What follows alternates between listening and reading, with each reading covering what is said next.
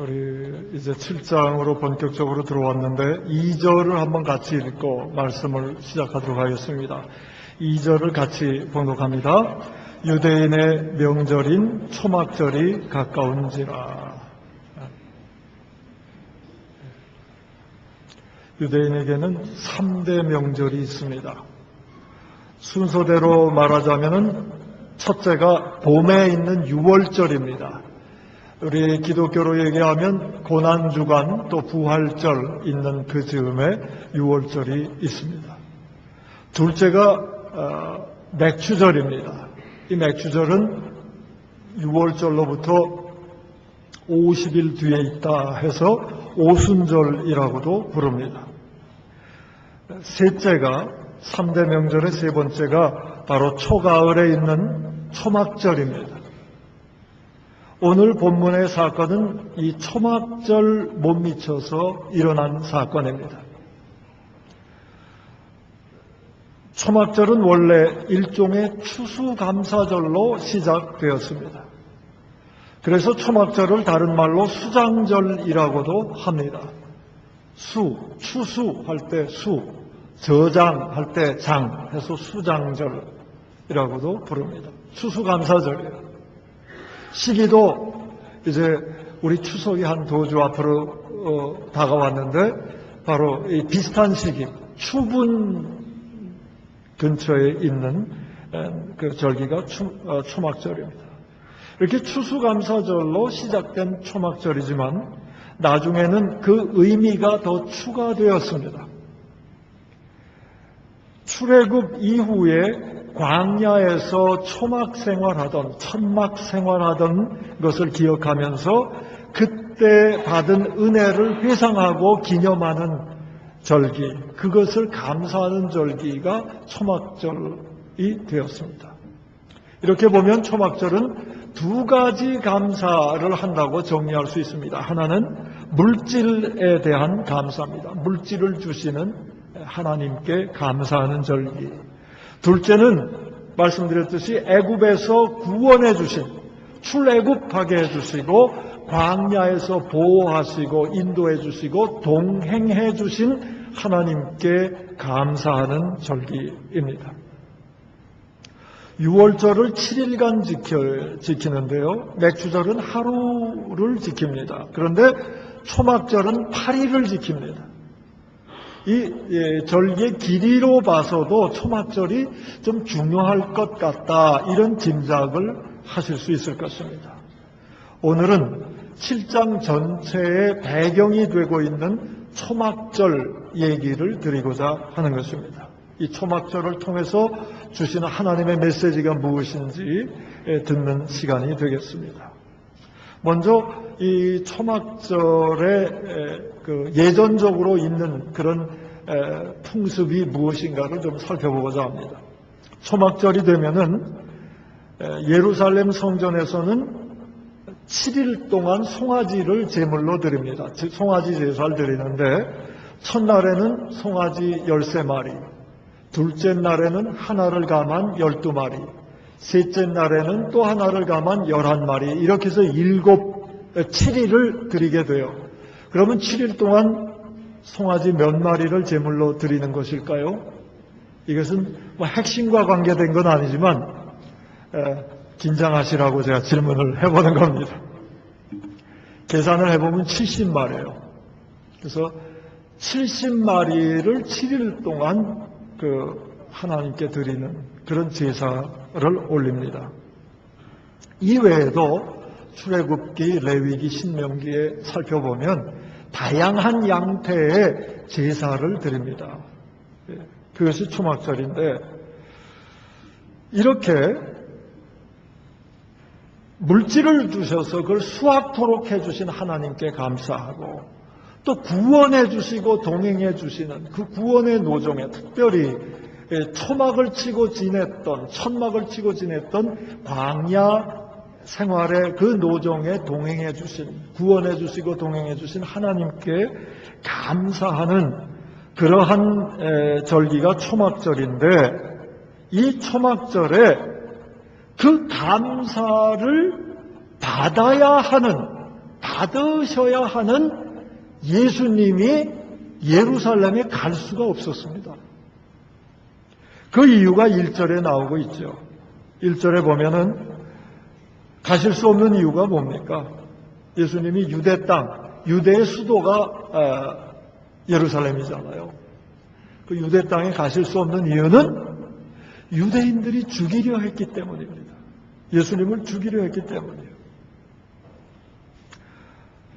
벌써 이 초막절과 1절과 2절, 1절과 2절을 통해서 구원자가 구원받는 사람들에 의해서 죽임을 당하게 되는 십자가 사건을 벌써부터 예시하고 있는 것입니다.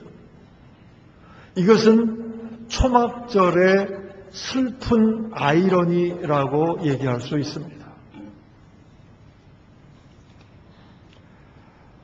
또다시 이제 초막절 풍습을 좀 얘기 드리려고 합니다.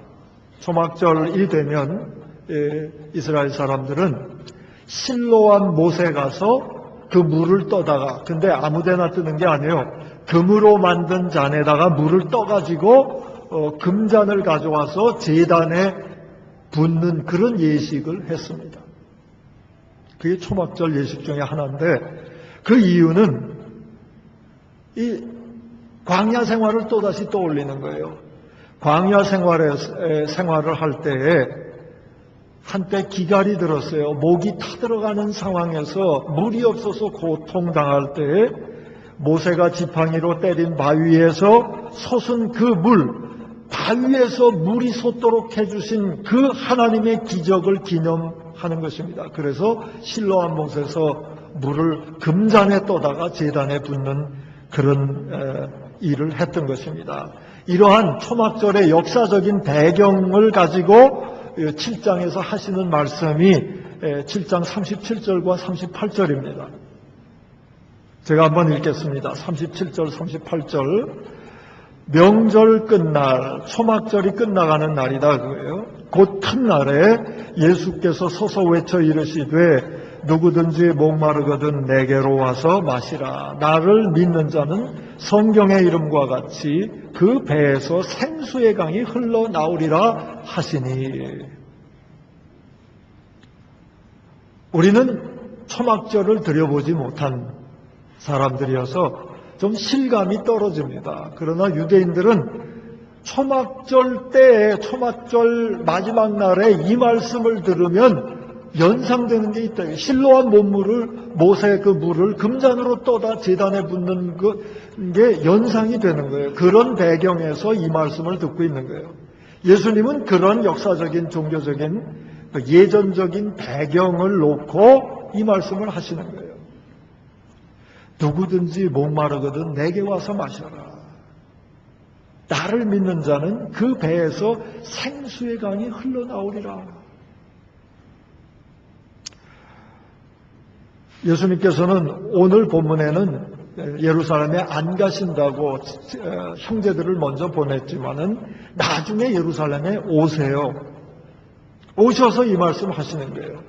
이건 무슨 얘기냐면 예수님께서 죽음의 위협을 무릅쓰고 예루살렘에 오셔서 명절 끝날에, 명절이 끝나가는데 참 진리를 알지 못하는 이스라엘 사람들을 보면서 안타까운 심정으로 말씀하시는 거예요. 너희가 정말 생수가 갈급하냐? 생수가 절대로 될 수 없는 실로암 못물을 금잔에 담는 수고, 그거 멈추라. 그런 정성으로 나의 말에 귀를 기울이라.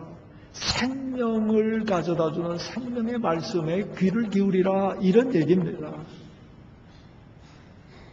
이런 이제 역사적인 배경을 통해서 생수와 연결된 말씀을 비춰보면서 초막절을 또 생각해 봅니다. 초막절에 실로암 못물은 금잔에다가 담으면서 진정한 생명수로 오신 주님의 말씀을 흘려듣는 안타까운 아이러니가 이 초막절에 일어나고 있는 것입니다. 초막절에 이 부녀자의 뜰에서 또 있는 그 예전이 있습니다. 예루살렘 성전에는 이렇게 구획이 구분되어 있어요. 이렇게 영역들이 구분되어 있어요. 성소가 있고, 우리 이스라엘 남자들이 모이는 지역이 있고, 부녀자의 뜰이 있고, 또 맨 마지막에 이방인의 뜰이 있죠. 그 뜰과 뜰을 가로막는 그 담은 넘어서면 안 되도록 되어 있습니다. 죽도록 되어 있어요. 근데 부녀자의 뜰에 4개의 금촛대가 있는데 이 초막절 동안에 그 금촛대에 불을 밝히는 그런 예전이 있습니다. 이것은 광야 생활에 또 광야 생활과 연결된 말씀이에요. 광야 생활에 우리 하나님께서 불기둥으로 이스라엘 백성을 인도하신 것을 기념하는 그런 상징입니다. 그래서 금촛대에 불을 켜는 거예요. 이런 배경을 놓고 예수님께서 또 말씀하세요. 원래 우리 사도 요한을 통해서 요한복음 1장 9절에 보면 예수님은 참빛이라, true light이라 그렇게 얘기를 하셨죠. 근데 예수님께서도 스스로 자신을 빛이라고 말씀하십니다. 요한복음 8장 12절에 예수님께서 이렇게 말씀하셨어요. 예수께서 또 말씀하여 이르시되 나는 세상의 빛이니 나를 따르는 자는 어둠에 다니지 아니하고 생명의 빛을 얻으리라. 이런 말씀을 주셨어요. 이런 말씀은 다 초막절과 연결되어 있는 말씀인 것입니다. 부녀자의 뜰에 금촛대에다가 불을 밝히는데 그것을 배경으로 하시는 말씀이에요. 그럼 무슨 얘기입니까? 성전 뜰에, 부녀자의 뜰에다가 금촛대에 불을 켤 줄은 알면서, 초막절에 불을 켤 줄은 알면서 참빛의 주인이신, 참빛으로 오신 주님을 배척하는 그런 아이러니를 보여주고 있는 거예요. 참빛이신, 금촛대에 불을 켜는 그 모습을 보면서 참빛이신, 그리고 그 빛을 알고 따르는 자에게는 생명의 빛을 주시는 그분을 배척하는 것에 대해서 마음 아파하시는 예수님의 모습이 반영되어 있는 것입니다. 한 가지만 더 말씀을 드리겠습니다. 초막절과 관련된 얘기 한 가지만 더 말씀드리고 말씀을 정리하려고 그러는데요. 요한복음 1장 14절에 유명한 구절이 있죠. 말씀이 육신이 되어 우리 가운데 거하심에, 이런 말씀이 있어요. 성육신을 표현하는 아주 중요한 말씀입니다. 그런데 여기서 재밌는 것은 거하심에라는 단어입니다. 이 거하심에라는 단어, 히라보 단어는 에스케노센이라는 단어입니다. 이 에는 어미 변화에 붙는 거예요. 그러면 어간이 뭐냐 하면, 어근이 뭐냐 하면 스케네요. 그래서 스케노센에서 스케네. 이 스케네에서 나온 건데, 스케네가 뭐냐 하면은 바로 초막이에요. 천막이에요. 이 초막절은 뭐냐 하면은, 초막절을 히라보로 얘기하면 스케나 페기합니다. 스케네라는 천막과 그 페그누미라는 세운다는 뜻을 가진 것이 천막을 세운다라는 뜻을 이렇게 하나로 뭉뚱그려서 스케네페기야, 초막절이 된 것입니다. 그러니까 천막, 초막, 스케네와 스케나페기야, 초막절과 예수님이 우리 가운데 거하신다는 이 거하신다, 함께 하신다라는 말과 직결되어 있다는 뜻입니다. 거하신다는 말은, 에스케노센이란 말은 초막을 치신다, 천막을 치신다, 그런 뜻이에요. 이것이 연결되어 있어요. 단어적으로 너무나 명확히 연결되어 있습니다. 유대인들은 초막절을 지키는 풍습 중에는 집에다가 초막을 지어요. 천막을 쳐요. 그리고 초막절 기간 동안에는 집 안에서 자질 않고 초막에 들어가서 잤어요. 이게 초막절 풍습이에요. 그런 이유는 뭐냐면 광야 노정에서 출애굽한 뒤에 가나안 땅에 들어오기 전까지의 광야 노정에서 유대인들이 천막을 치고 살았거든요. 집을 짓지 못했어요. 거기에 계속 머물 땅이 아니기 때문에, 옮겨가는 땅이기 때문에 천막을 쳤어요. 그렇게 천막을 치며 광야 생활 40년 하는 동안에 하나님이 함께 하셨죠. 애굽에서 구원해 주셨을 뿐만 아니라 광야 생활 천막 치고 사는 이스라엘 백성들과 함께 해주셨어요. 어떻게 함께 해주셨습니까? 하나님도 천막에 거하심으로 함께 해주셨어요. 그걸 우리는 성막이라 그러죠.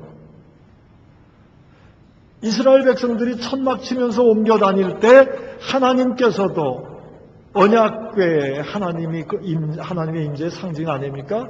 그것을 모시는 성막, 이 성막도 옮겨 다닌 거예요. 이스라엘 백성들의 천막이 옮겨 다닐 때 하나님께서 하나님의 천막, 성막에 거하시면서 함께 다니신 거예요. 이 초막절에 짓고 그 안에서 머무는 이 연중 행사, 절기로 지킨다는 것은 그렇게 함께 해주셨던, 구원해 주셨을 뿐만 아니라 동행해 주셨던 하나님께 감사하는 것을 상징하며 지키는 예전입니다. 그런데 예수님은 바로 인간들과 함께 하시기 위해서 이 땅에 오셨습니다. 그리고 우리 가운데 거하셨다. 천막을 치셨다. 그렇게 되어 있는 거예요. 그런데 유대 백성들은 초막절을 지키면서 그렇게 함께 거하시는 예수님을 죽이려 했던 것이 오늘 본문에 나오는 초막절 즈음에 생긴 일이라 하는 것입니다. 이 얼마나 역설이고 비극적인 아이러니입니까? 영원한 생명을 주시고 그 생명을 주시기 위해서 이 죽음에서 우리를 구원해 주시기 위해서 자신의 생명까지 내어주시는 그 그리스도, 그렇게 하기 위해서 이 땅에 오신, 천막을 치신, 거하시는 그리스도를 그 초막절에, 그분을 높이는 초막절에 죽이려 하는 아이러니, 이것이 초막절의 얘기인 것입니다. 이제 오늘 설교 제목에 주목하고자 합니다. 오늘 설교 제목이 무엇입니까? 뒤에는 안 나왔네. 초막절입니까? 그죠? 네. 어떻습니까? 오늘 본문에 나온 초막절이 초막절입니까? 불행히도 예수님 당시 유대인들의 초막절은 초막절이 아니었습니다. 하나님의 눈에 합당하게 보이는 그런 초막절을 지키는 것이 아니었다, 그 말입니다. 아주 성황리에 많은 사람들이 예루살렘에 모이고 여러 제사를 드리면서 성황리에 초막절을 지내고 있지만 그것이 초막절이 아니었다라는 얘기입니다. 그러면 1절과 2절을 통해서 주시는 메시지가 무엇입니까? 예수님께서 초막절이 가까웠는데 그런 경배와 감사를 받아야 하는 예수님께서 예루살렘 성전에 가지 못하는 상황, 이 유대인들이 죽이려 그러기 때문에 가지 못하는 그런 상황. 그래서 초막절이 될 수 없는, 초막절이 아닌 그런 상황, 이 1절, 2절 메시지를, 구절을 통해서 우리에게 주시는 메시지가 무엇이냐 하는 것입니다. 초막절이 아니다. 이런 생각을 하면서 저는 이게 제사잖아, 초막절 제사에 관련된 얘기여서 즉시 예배로 연결이 됐습니다. 제가 이제 묵상을 해 들어가는데 예배가 예배냐, 우리가 드리는 예배가 예배냐, 이런 질문이 마음속에서 생겼습니다. 여러 생각이 오고 갔어요. 그 다음엔 이게 사람으로 넘어갔어요. 목사가 목사냐, 이런 쪽으로 넘어갔어요. 성경 말씀을 읽고 묵상하고 적용할 때는 자기한테 해야 됩니다. 우리 적용의 3P 있지 않습니까? 제일 먼저 퍼스널, 개인적으로 자기에게, 두 번째 프랙티컬, 실제적으로, 세 번째 퍼시블, 가능한 거, 이렇게 적용을 해야 되는데 우리가 이 말씀을 읽고 적용을 남에게 하고 싶은 욕구들이 생기죠. 이 말씀 누구가 꼭 봐야 되는데, 누구가 꼭 듣고 적용해야 되는데, 이런 생각 들잖아요. 저 자신을 두고 목사가 목사냐, 이런 생각을 하다가 뭐 그렇게 열심히 안 해도 되는데 한국 목사들이 목사냐, 이런 생각까지 넘어갔어요. 그 다음에 어디로 갔을 것 같습니까? 장로가 장로냐, 이런 데로 건너가더라고요. 권사가 권사냐. 이렇게 꼬리를 물고 질문이 이어졌습니다. 결국은 이름에 걸맞는, 직분에 걸맞는 제구실을 하고 있느냐라는 질문이죠.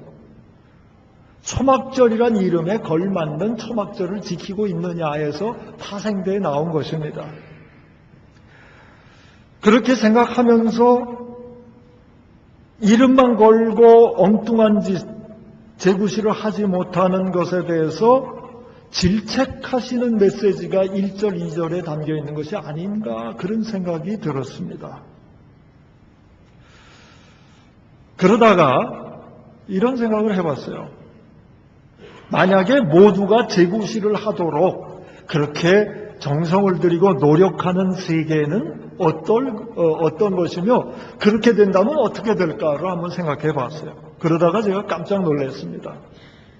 왜냐하면 모두가 제구실을 하도록 노력하는 세계를 아름답게 표현해준, 아주 철저하고도 아름답게 표현해준 사람이 공자님이에요. 공자의 이상향 생각이 났습니다. 논어는 일관되게 각각이 제구실 하도록 하는 그런 내용을, 원래 일이관지라는 말로 하나로 모든 걸 꿰뚫는다 되어 있는데, 제구실을 하도록 하는데 논어가 초점 맞춰져 있습니다. 그 중에서도 대표적인 구절 있지 않습니까? 군군, 신신, 부부, 자자, 이런 말씀이 논어에 나오죠. 군, 여기서 군은 임금이죠. 임금은 임금다워야 하고, 신하는 신하다워야 하고, 부부, 아비는 아비다워야 하고, 자자, 자식은 자식다워야 한다. 이런 것으로 일관되어 있는 게 논어예요. 모두가 제구실 하도록 노력하는 그런 세계는 공자의 세계입니다. 공자의 이상향이에요. 목사가 목사냐, 장로가 장로냐라는 질문은 참 의미 있는 질문이기는 하지만 그것이 우리 그리스도인들의 궁극적인 질문은 될 수 없는 것입니다. 또 군군, 신신, 부부, 자자는 우리가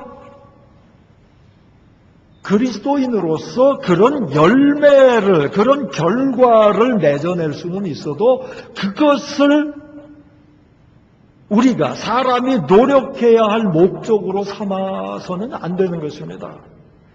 삼는다고 되는 게 아니에요. 왜냐하면 성경에서 일관되게 얘기하는 것은 그런 온전한 모습, 완전한 모습,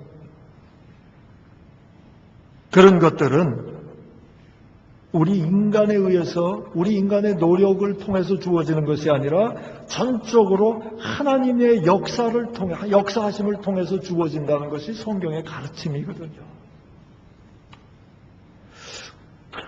그래서 제구실 못하는 것에 대해서, 제 역할 못하는 것에 대해서 질책 하는 것이 아닌가라는 메시지는 아니겠다, 이런 생각이 들었습니다. 또다시 묵상을 하기 시작했어요. 오늘 본문을 계속 읽고 또 읽고 하면서 단순한 결론에 이르렀습니다.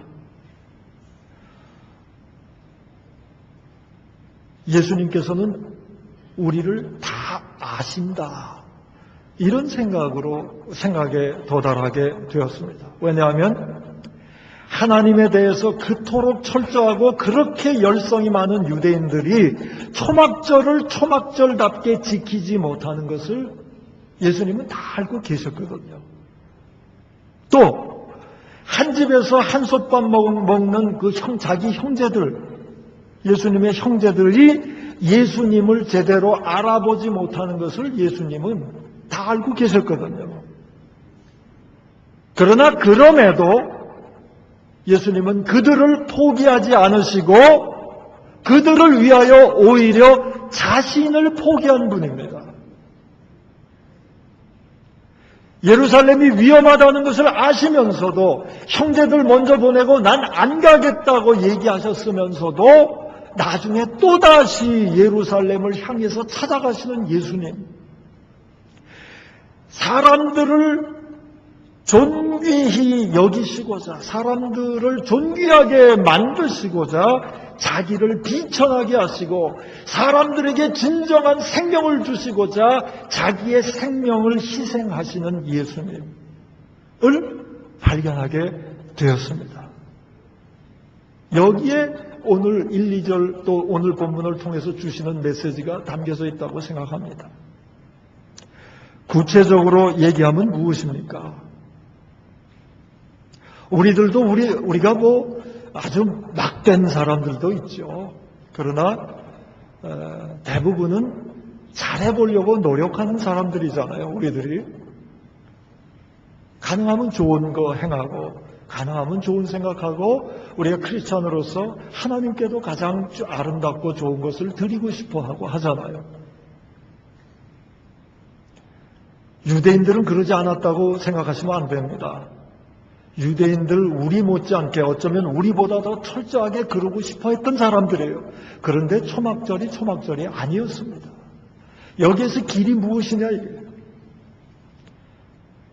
말씀드렸듯이 예수님이 그런 거 다 알고 계신다는 것을 우리가 알아야 되는 거예요. 그리고 바로 그런 우리들을 위해서 우리를 포기하지 않으시고 스스로로 자신을 포기하시는 예수님을 주목하라는 것입니다. 더 구체적으로 얘기해 봅니다. 우리가 잘해보고자 가지고 있는 그 판단과 사고방식, 그것을 하나님 앞에 내려놓으라는 메시지가 오늘 본문 전반에 흐르고 있는 것입니다. 다 알고 계시고 다 책임져 주시는 그 그리스도 앞에 다 내려놓으라는 거예요. 우리 인간들이 가지고 있는 판단의 기준들, 또 사고방식, 이런 것들이 왜 생겼느냐를 좀 분석해 보면 그것은 다른 말로 하면은 그런 것은 결국 인간들의 방어 기제예요. 이 세상을 살아가면서 자신이 생존하기 위해서 가지게 된 방어하는 하나의 메커니즘, 기제라 그 말입니다. 그런데 그런 것들 내려놓으라는 거예요. 정말 생명을 원한다. 실로한 몸물을 떠다가 바치면은 더 거룩해지고 더 완성될 것 같지만 그런 거 내려놓으라는 거예요. 초막절에 초막 짓고 그 안에 들어가 살면은 더 하나님을 높이는 것 같고 그런 판단이 들지만 그런 거 내려놓으라는 거예요. 무장해제하라는 거예요. 방어 기제들 다 내려놓으라는 거예요. 가장 큰 것은 우리의 판단이에요. 그리고 우리의 사고방식이에요. 그거 좋은 뜻에서 가지고 있지만 그거 내려놓아라. 너희 힘으로 이 세상에서 생존하려고 하다가 얻게 된, 마련하게 된 방어 무기라는 겁니다. 그거 내려놓으라. 그래야 참 생명수를 얻을 수 있다. 그 얘기입니다. 우리 하나님은 오늘 본문을 통해서 우리에게 말씀하세요. 그런 좋아 보이는 것 같은 그런 방어 기제들을 모두 내려놓고 무장해제해라. 그럼 우리가 당장 질문할 수 있죠. 하나님, 그러면 이 세상이 어떻게 됩니까? 그러면 우리 교회가, 우리 가정이 허물어질 것 같은데요. 그런 마음 들잖아요. 그때 하나님은 이 예를 들어주실 것 같아요. 저희 어떻게 설명을 드릴까 하다가 이 예가 떠올랐어요. 우리 인간이 참 재미있다고 볼 수도 있고 어리석다고도 볼 수도 있고 그런 것 중에 아주 전형적인 모습이 이런 게 있지 않습니까? 우리가 세상의 평화와 안전을 위해서 하는 일이 뭡니까? 방어 무기 만드는 거죠. 고도의 무기와 고성능의 폭탄을 만들고 있지 않습니까? 과연 그런 고도의 무기와 고도의 폭탄을 가지고 고도의 방어 시스템을 마련하여서 우리 인간들이 참 평화와 참 행복, 참 안전을 누릴 수 있겠습니까? 9.11 사태 이후에 방어 시스템을 높이고 높이지만 테러가 끊이지 않잖아요. 우리 하나님은 그걸로는 해결 안 된다는 거예요. 그리스도께서. 그러시면서 그리스도께서는 자신을 보라고 늘 얘기하시죠. 십자가와 부활을 보라는 겁니다. 십자가는 뭡니까?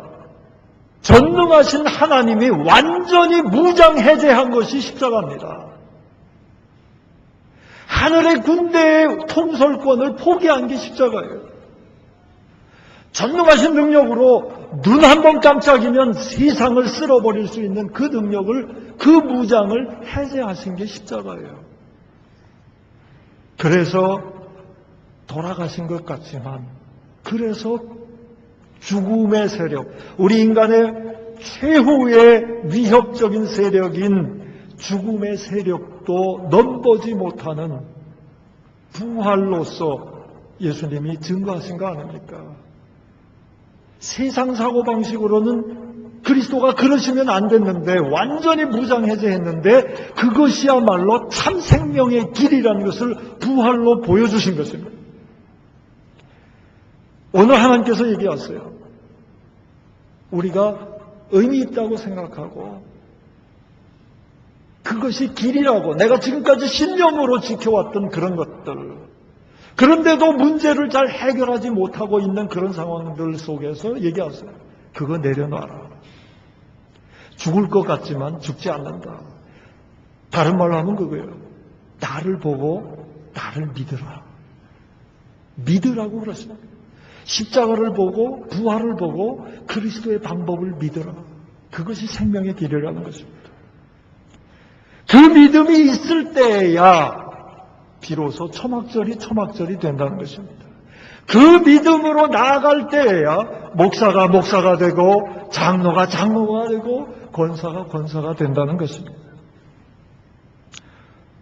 물론 그렇다고 아무렇게나 살라는 뜻은 아닙니다. 그럼 질서도 없고 뭐 판단의 기준도 그렇게 살라는 게 아니에요. 그런 거 없이 마음대로 살아라 그건 아니죠. 그러나 정말 아름다운 질서, 샬롬의 질서, 사랑의 질서를 위해서는 사람이 마련한 방어 무기들은 해제돼야 된다는 거예요. 하나님께서 주시는 그 길로 가야 한다는 거예요. 그것은 오직 믿음으로만 가능하다는 것입니다. 참 두렵고 떨리지요. 내가 무장해제를 하고 나면 죽을 것 같거든요. 내가 허물어질 것 같고 파괴될 것 같거든요. 해보라는 거예요. 믿음을 가지고 무장을 해제하라는 것입니다. 그런데 잘 이렇게 묵상을 해보면 사람의 생각이나 사고방식 가지고는 이 세상이 해결되지 않을 것 같아요. 그렇지 않습니까? 그런데 예수님의 길로 가면 두렵고 떨리지만 왠지 거기에만 소망이 있을 것 같고 그래서 가슴이 설레이도록 되지 않습니까? 가슴이 설레고 왠지 거기에 참 소망이 있을 것 같아서 그리스도를 믿게 되는 것, 그게 믿는 사람들이에요. 지금 눈에 보이진 않아요. 그렇지만 소망을 가지고 그 길로 가는 것, 그게 믿음이고 그게 믿는 사람의 길이 되는 것입니다. 우리 하나님 그리스도께서는 우리에게 이렇게 얘기하십니다. 계속 자신을 자기식으로 무장시켜가는 그 무거운 멍에를 좀 내려놔라. 수고하고 무거운 짐진 자들아 다 내게로 오라. 내가 너희를 쉬게 하리라. 이 말씀 주시는 거예요. 초막절의 아이러니들을 통해서 주시는 메시지입니다.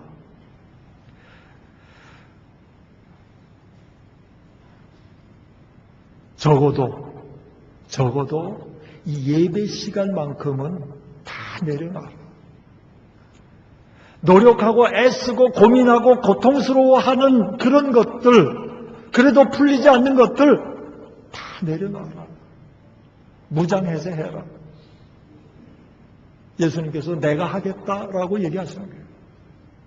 내가 너희를 쉬게 하리라. 내 안에서 참 쉼을 갖고 샬롬을 누리게 될 때 그것이 능력이 되어 너희들이 고통당하고 해결하고 싶어하는 것들이 해결될 것이다. 그런 얘기입니다. 여러분, 우리가 예배 시간만큼은 세상의 모든 사고방식, 우리의 판단 기준 다 내려놓고 십자가에서 돌아가시기까지 우리를 사랑해 주신 하나님 품에 안기실 수 있기를 축원합니다. 그것이 우리의 능력이 될 것입니다. 그 능력으로 우리가 풀지 못했던, 사람이 풀지 못했던 문제들을 풀어가게 될 것입니다. 허투루 살라는 뜻이 아니에요. 질서를 무시하라는 뜻이 아니에요. 하나님 그리스도를 믿으면서 그리스도의 방법으로 나갈 때 우리 하나님께서 해결해 주신다는 것입니다. 이 믿음으로 참 평화를 누리시고 참 능력을 가지시고 세상에서 승리하시는 저와 여러분 될 수 있기를 축원합니다. 기도하겠습니다.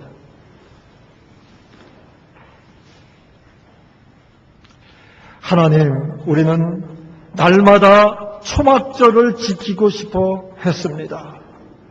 그리고 힘써 애썼습니다. 그러나 우리가 지키는 초막절이 아니었음을 발견하게 됩니다. 아버지 하나님, 그 무엇보다도 우리가 지키려고 했던 것, 우리의 판단, 우리의 사고방식, 우리의 노력, 이 예배 시간에 주님 앞에 다 내려놓습니다. 우리를 그저 순수하고 깨끗하게 주님 앞에 드립니다. 주님이 만져주시옵소서. 주님께서 친히 우리를 빚어 주시옵소서. 멍에를 다 내려놓습니다. 우리를 쉬게 하시고 샬롬으로 채우셔서 주께서 주신 그 샬롬이 능력되게 하여 주시옵소서. 그 샬롬으로 하나님의 뜻 따라 세상을 변화시켜가는 하나님의 자녀들 다 되게 해 주시옵소서. 예수님의 이름으로 기도하옵나이다. 아멘.